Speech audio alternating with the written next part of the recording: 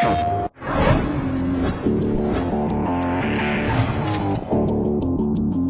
many, the PlayStation brand has been about pushing the boundaries of play, but the name represents more than just its family of consoles. It represents a fundamental change in the way that we think of games. Whereas games were originally considered toys for children, PlayStation has always strived to prove that they can be much more. A great example of this shift in the definition of games came in the early 90s, when Sony Computer Entertainment set out to build a new kind of racing game, one that could appeal to an older group of consumers.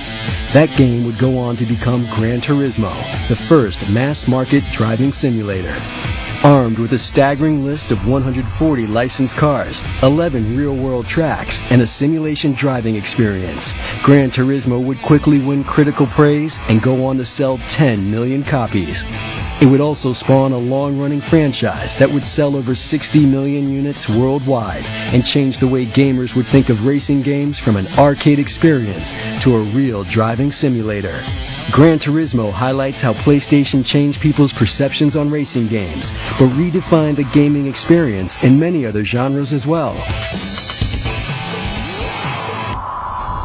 Since the original PlayStation, Sony Computer Entertainment has always supported experimental kinds of gameplay, and with new, radically different games such as Flow, Flower, Eco, Shadow of the Colossus, The Unfinished Swan, Journey, Wonderbook, and Little Big Planet, PlayStation is exposing gamers to unique artistic experiences. These games do not follow the path of traditional games. There are no clear enemies, no guns, their graphics do not necessarily revolve around realism, and their messages are not as simple as those of other games.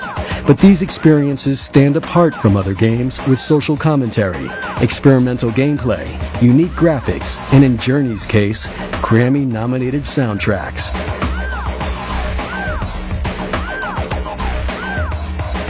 PlayStation, more than any other platform, is striving to change how we experience games and continues to push the boundaries of play.